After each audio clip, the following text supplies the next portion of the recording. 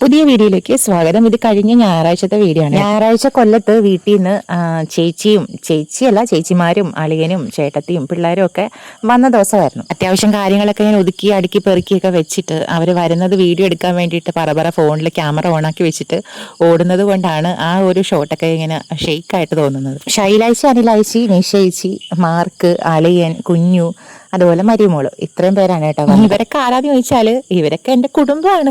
ഹസ്ബൻഡിന്റെ പല്ലൊക്കെ എടുത്ത് റെസ്റ്റ് മൂഡിൽ ഇരിക്കുന്നത് കൊണ്ട് ഹസ്ബൻഡിനെ കാണണം. പിന്നെ കുറെ നാളായി വീട്ടിൽ നിന്ന് ഇങ്ങോട്ട് ആളുകളൊക്കെ വന്നിട്ട് സ്പെഷ്യലായിട്ട് ഒന്നും തന്നെ വീട്ടിൽ പ്രിപ്പയർ ചെയ്തില്ല. ഞങ്ങൾ 2 ഫുൾ മന്തിയൊക്കെ വാങ്ങിച്ചു വെച്ചിരുന്നു.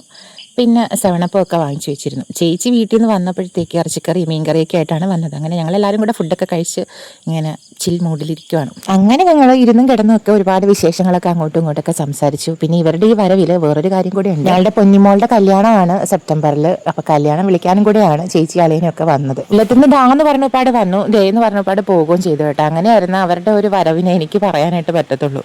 നിങ്ങളുടെ വീട്ടിലെ വിശേഷങ്ങളൊക്കെ യൂട്യൂബിൽ വീഡിയോ ആയിട്ട് ചെയ്യുമ്പോൾ വീട്ടിലുള്ളവർക്ക് പ്രശ്നങ്ങളൊന്നും ഇല്ലേ, അവരൊന്നും പറയത്തില്ലേ എന്നൊക്കെ എന്നോട് ഒരാൾ ചോദിച്ചു. അങ്ങനെ ചോദിച്ചാൽ എന്ത് വീഡിയോ ചെയ്യണം, എന്ത് പറയണം, എത്ര പറയണം, എങ്ങനെ പറയണം എന്നൊക്കെ അത്യാവശ്യം ഞാൻ ചിന്തിച്ചിട്ടൊക്കെയാണ് ചെയ്യുന്നത് എന്നുള്ളത് എന്നിൽ എൻ്റെ വീട്ടുകാർക്കൊരു വിശ്വാസം ഉള്ളതുകൊണ്ടും ഞാൻ ഹാപ്പി ആയിട്ടിരിക്കുന്ന ഒരു കാര്യമായതുകൊണ്ട് അവർക്ക് പറ്റുന്നത് പോലെ അവരെന്നെ സപ്പോർട്ട് ചെയ്യത്തേ ഉള്ളൂ. ഒരു ഉദാഹരണത്തിന് ഇപ്പം വീട്ടിൽ വന്നിട്ട് പോയ എൻ്റെ രണ്ടാമത്തെ നാത്തൂൻ അനിലാ ചേച്ചി എന്നോട് പറഞ്ഞത്, മോളെ എത്രയും പെട്ടെന്ന് നീ ഈ വീഡിയോ എഡിറ്റ് ചെയ്ത് യൂട്യൂബിൽ ഇടണേന്നാണ്. അപ്പോൾ അങ്ങനെയാണ് അത്. നിലവിൽ ഇതുവരെ വീട്ടിലുള്ളവർക്ക് പ്രശ്നങ്ങളൊന്നും ഇല്ല കേട്ടോ.